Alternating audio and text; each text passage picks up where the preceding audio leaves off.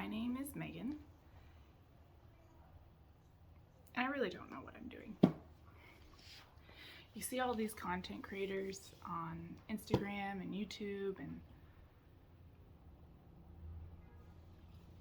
we follow them because they have something to say. And we appreciate and value what they have to say. Maybe I just want someone to appreciate and value me in that same way. It's a little narcissistic, but here we are. Because I have spent my entire life tracking my patterns, tracking the world's patterns, tracking the patterns of my friends and my family, and not because I'm some crazy stalker or, well, maybe I am a little obsessed with self, but I genuinely believe that if we watch closely enough, the patterns, the programming, the code, the whatever you want to call it. I mean, everyone has their own version of it. But if you watch close enough, you find the key on reprogramming your life into how you want it to be. And I have this pattern of about once every 3 months, I get really excited to film some stuff, to film me, to share myself, my story, my life, and I do it in ways that are small and unrefined and undecided. Because I haven't had a lot of clarity around that area, and recently I've realized it's because of a mass amount of fear I have of showing myself to people. So this will be episode 1 of a podcast that I am calling The Patterns. And we can thank this YouTube hit movie that my kids are obsessed with, the Demon Huntrix K-pop phenomena that is sweeping the world. I have to try to remember to stay genuine. It's really hard when you're talking to like a little square version of yourself to not get all like, welcome to the morning talk show, and we're here to talk to so-and-so about this lovely thing that we think will interest you.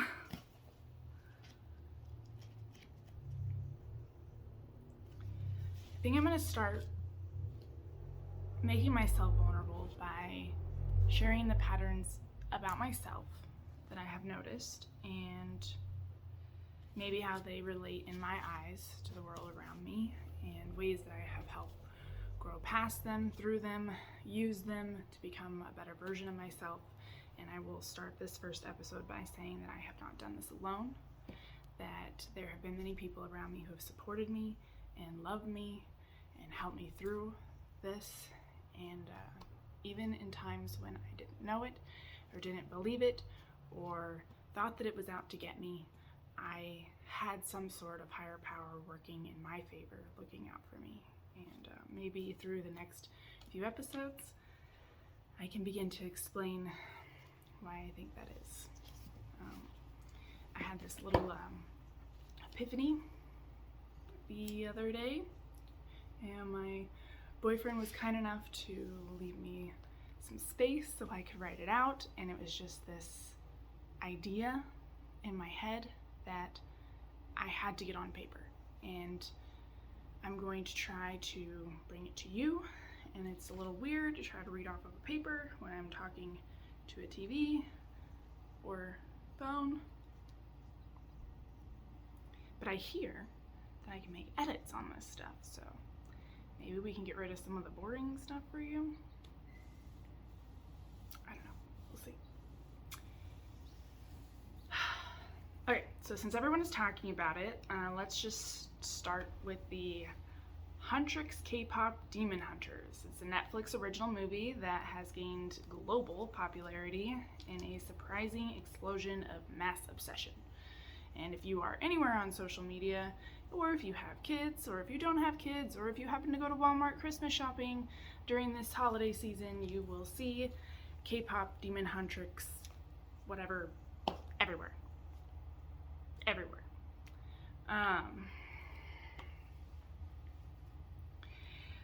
The popularity of this movie to me speaks of where we are as a society. All right, I watched this with my kids and myself and one of my twins. We were like crying at the end of the movie. Like, it touched us, and I couldn't figure out why. And of course, my youngest little 5-year-old girl wants to watch this all the time, so I'm sitting around watching this thing on repeat going like, what is so special about this movie that it is hitting so many people at home? Like, yes, the music is great, the cinematography is great. I'm not sure what you call that when it's a cartoon, but you know, they really did a great job with this movie in general. But it's more than that, right? It's the message, and we all know it's the message, and it's somewhere it's hitting our subconscious in like this deep, meaningful way that is making us just want to hone in and focus on this one thing out of all the other movies, out of all the other things we could be obsessed with. This one kids movie on Netflix is creating a viral epidemic of self-awareness, maybe. I don't know.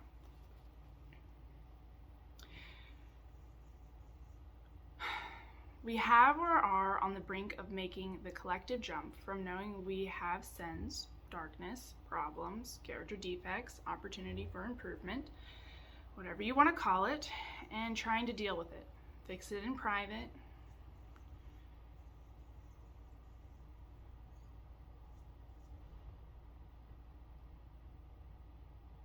Okay, so we can edit that long pause out. That's a long pause because I can't read my own handwriting.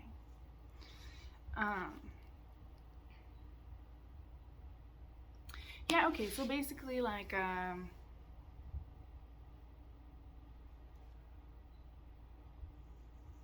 can't read this. It's like, look at this. Who could read this? I write like a second grader. Actually, I'm probably sure there are second graders that have better writing than there are pages of this. What was I thinking? Like, I want to read all this shit to you guys? No.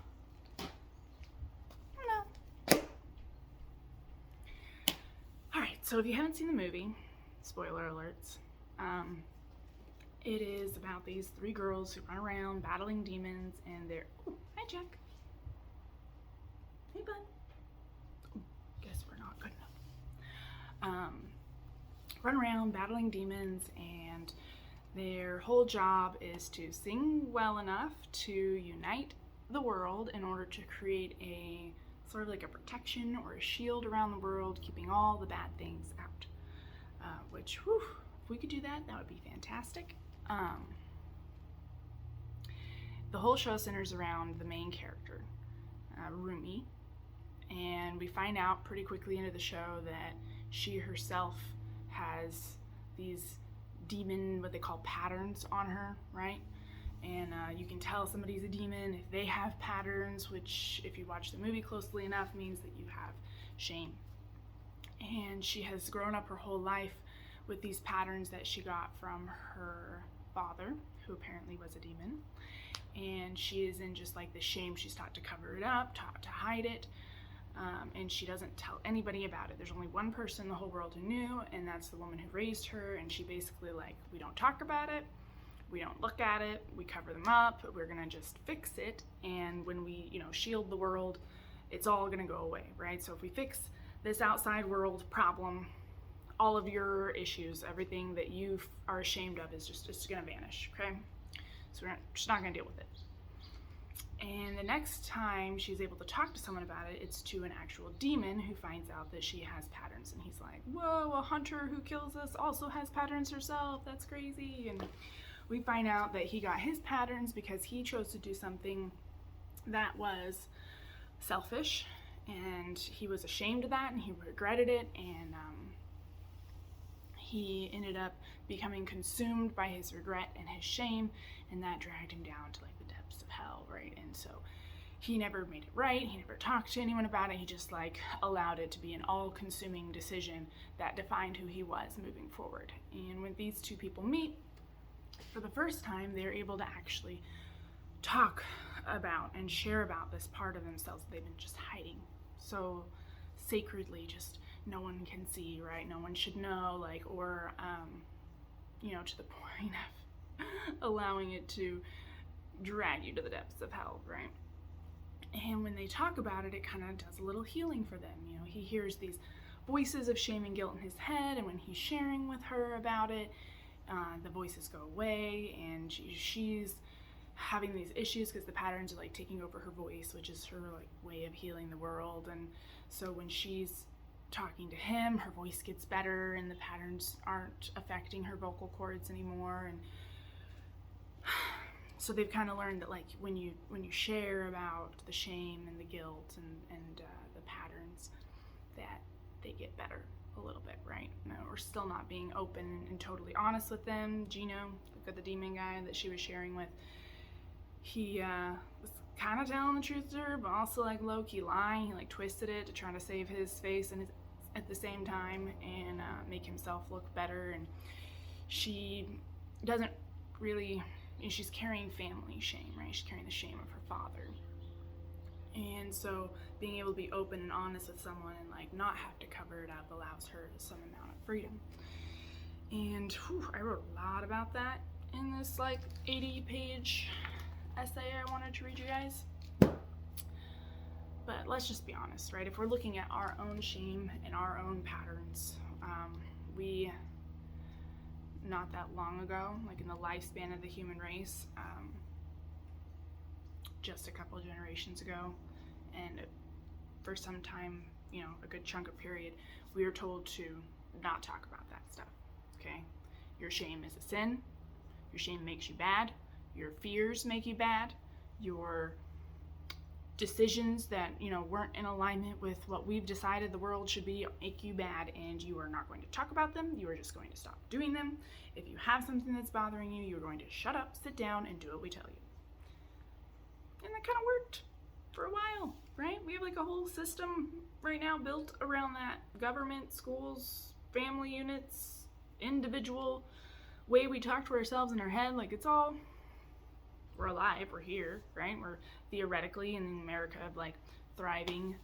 And, right, so it worked for a period of time, and then we had this collective, like, awakening, right? And I'm not going to talk a lot about the pandemic, but that was kind of like the trigger for it, right? Where we all were like shut inside and realized like, wow, we really need people, and we need to find a way to realize that we're not alone and communicate with each other. And like the inside of being shut away from everybody became an outside reality, and we had to find different ways to connect with each other that required us in a way to be vulnerable with one another, right? We created these groups, support groups, and we did a lot of online therapy, and we did a lot of, video chats and Zoom and all of these different ways of like having to talk to another person because you're not there in person. And this kind of did this thing where it created a different feeling of community, right? Like the internet allowed us to all be connected, but we weren't. We were just kind of all like just spitting facts and information at each other and going like, hey, look at me over here. And we weren't really like creating something together. We were just spewing out information. And the pandemic kind of allowed us to utilize that technology in a way that created some amount of unity. But it's still like that Rumi Ginu thing, right? Where we're sharing the inside stuff. We're talking to like a therapist, or maybe just our family, and probably definitely not our family. Let's be real with that. We're just talking to like another friend, like someone who we can commiserate with. I had this relationship where, I was just out of a divorce and I was dying, right? I was in so much pain, and I found this guy who was like in so much pain too from his own life and things, and we got to be in like so much pain together, and I was really grateful for that, right? It taught me how to love someone not despite their flaws, but because of them, because he hurt like I hurt, right? And I could love that, and that meant that I could love me, and that was a really, really important experience for me. And we kind of have done that, right, as the world. Like, you're in pain, cool, I'm in pain. If I can learn to love you, you can learn to love me, and I can learn to love me. And we've learned like all this self-love stuff, which is kind of deteriorated into bubble baths and cappuccinos and things that are important, but not really what true self-love is. These are outside things, right? And if I'm getting anything from what I'm watching in the world, what I'm watching in myself, is that changing the outside things doesn't fix the inside patterns, right? I'm going to call them patterns because they're not problems. They're not sin. They're not darkness. For me, the things that are causing me a disturbance inside of my soul are simply telling me that I have an opportunity to grow here into a better person, right? Not better, but stronger, more connected, developing in a way, right? The seed isn't bad because it's a seed and hasn't bloomed into a flower yet, kind of concept. And the pain inside me, the patterns inside me, show me where I have an opportunity to bloom into a flower. That's really lame. We'll come up with something better later. Anyways, so this movie, through watching it, right, at the end, big spoiler alert, she steps into this like, I am done hiding, like F all of this, like keeping my secret, right? I'm tired of that. We aren't doing it that way anymore. That's horrible. It's killing everybody. We aren't able to do anything useful with this, you know, it's making me sicker. And she learned that, you know, the guy she was sharing with ended up betraying her because, you know, humans are fallible and we aren't perfect. And the more you tend to rely on someone else to heal you, the more disappointed you will be when they can't live up to that expectation. Because how horrible of an expectation is it to say, hey, you love me, don't you? So you're gonna heal me. And when you don't heal me because you're only human and you don't have the capacity to have God-like magical abilities to heal me, I'm going to be angry with you, and you know, we're not gonna be friends anymore. She kind of came to this realization, like, I had asked him to be there for me and to help me with this and to heal me, and he failed me, and so now I have to figure out how to heal myself. And for me, the most powerful part of this movie, and what I believe we as a society are starting to really step into, and hopefully in future videos I can point out how that is and where this is taking place and where I see the patterns of this happening. She accepted, it's a big part of it, came into acceptance about the fact that she had these patterns, that she had this shame and this guilt, and she was no longer going to hide her patterns from the world. This was who she is, and if she embraces it, she can not only overcome it, they don't disappear, she transforms them into something powerful. She becomes more powerful by accepting her patterns. And I'm not saying, right, she's like, well, I'm just a bad person and that's who I am, right? I went through that too. Not helpful. Doesn't help heal anything. Her patterns of shame, she overcame and transformed by no longer being ashamed, by being in acceptance that this is how things were, but this is not how things are going to be moving forward. And she chose a better way, a higher vibration, a higher path, a lighter path. There's different terminology. You can choose whatever you want to choose. She chose, okay, now I'm getting called. We're going to read, skip to the end. See, I saved you guys like probably an hour of listening to me just, oh,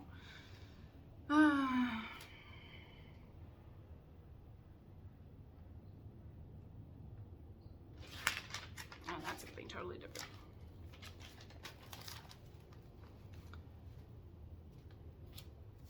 This world is in chaos, every single person consumed by their own doubt, fears, and patterns. She stood alone and did what made me cry when I watched the movie, moved my kids to tears, and has captured the heart of millions of people who have clung to this film like it is the holy grail of entertainment.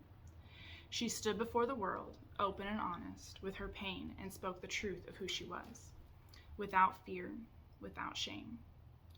She laid out her truth without lies, without trying to cover up or hide.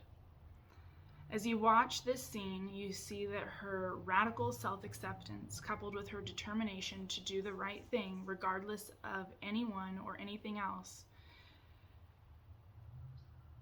achieved an inward transformation. By being honest with others and herself without fear, the patterns of her past were transmuted into conduits of light for her future. We watch as her example opens up the floor for her friends to open their hearts and speak honestly about their fears. And because they are individually able to accept themselves, they are then able to come together and accept each other wholly and fully. This is what we are on the brink of in society, moving from trying to fix ourselves in a place of shame and asking others to fix us, to a place of personal power where we surrender to what is. Being honest about it gives us a chance to choose better. We are being moved to break our patterns, to remove their power over us by no longer hiding them, by no longer being ashamed of what we have done. Not in a painful way, not in a way that increasingly gives us permission to continue those patterns of behavior, but in a way that says, no, this was not okay. But now I choose better. By breaking the patterns, we unlock the light. By breaking the patterns, we unlock the light they were concealing all along. And so, right, I see this in myself as I watch the patterns. Have always been watching the patterns of who I am. And every time I break a pattern, I become more at peace, more happier within my own body, more able to help those around me. And these patterns, they're not just choices that I made, although a lot of them are choices that I made. But some of them come from generational trauma, right? Things that my parents did, things that their parents did, or on a larger scale, the things that my people, I guess. I really don't. I mean, I'm white, right? I have not done one of those little genealogy test things, so I have really no idea who my people are. Welcome to America.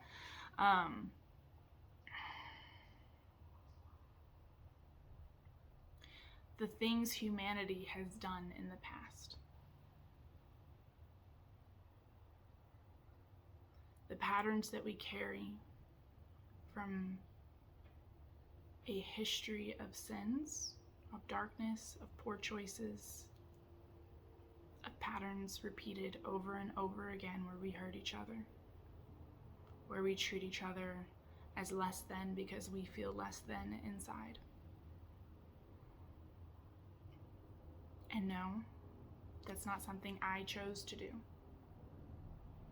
It's not my responsibility, but how I choose to move forward from it is. The pain that I choose to carry forward is my responsibility. How I treat others moving forward is my responsibility.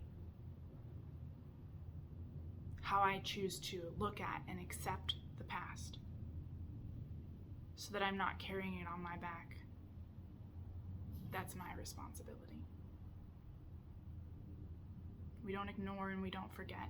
We don't cover it up and let our hearts be full of regret.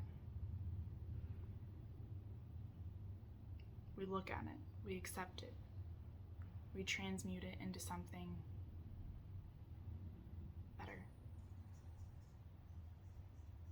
Okay, one last little reading thing and I think we're done, and maybe I'll keep it under 30 minutes and call it a podcast. We'll see. Maybe I don't edit anything out because the whole point of this is to show mistakes. To be honest about who I am. And that includes mistakes, including the long pauses of staring at this paper that you guys had to look through. If you stayed through that and you're here now, thank you. Please let me know in the comments below.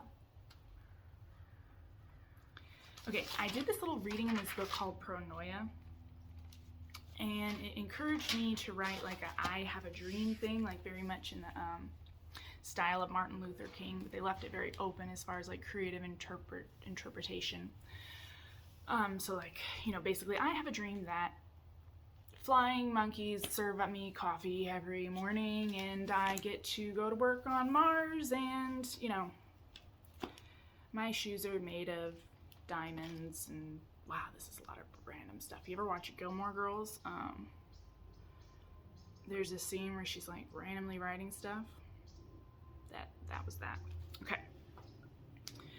I have a dream that the guilt of humanity falls back into the shadows of the blackest night, forming a pool of darkness so deep, so expansive that it absorbs every color created by the light. That it is no choice but to become the light itself. I have a dream that self-love becomes a radical movement among man, a movement not made of vanity or fear, not created to shield us from pain and suffering, but an awareness so strong that protection is no longer required. That the very definition of love takes on an entirely new meaning. That we may love ourselves so deeply that even our wounds are accepted in the light of compassion. That our love shines so brightly from within it burns away the... See, no editing, these are my mistakes. That our love shines so brightly from within, it burns away the fear, protecting us from our egos. The fear protecting us from our egos. That the pain of love is greater than the pain of our past or the fear of our future. That our capacity for love becomes so overwhelming and so fierce that it begins to be indulgently and deliciously pleasurable. I have a dream that everything I hold dear becomes mirrored by my fear, made so clear that it might disappear. I will forget it was ever really there. I have a dream that we all stand together at the precipice of two becoming one. That together we take a leap into the abyss of a forgotten future, hand in hand, heart in heart. There was never us, never me, only the transcendence of dark by which we begin to see. I have a dream that the world turns for 1,000 years in the purity of experiencing no fears. We look with compassion upon all our mirrors. We hear God's voice with unfiltered ears, and each and every one of us become his seers. I have a dream that it all starts from within, that my chance is your chance, and we stand naked without sin. I have a dream I cannot put into words, the love I have for every person in this world, the abolishment of the line between attraction and desire, a love that works on a plane much higher.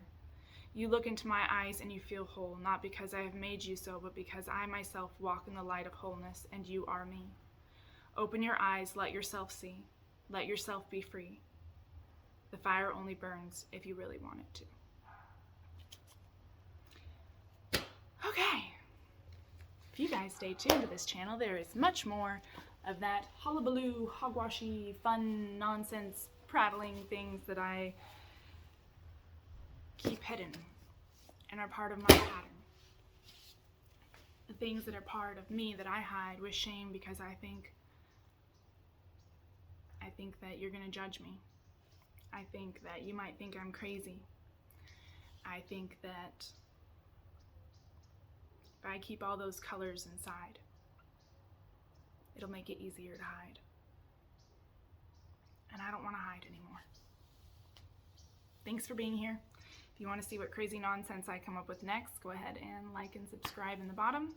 Never really been good at the whole self-promoting thing, but there it is. Have a beautiful day.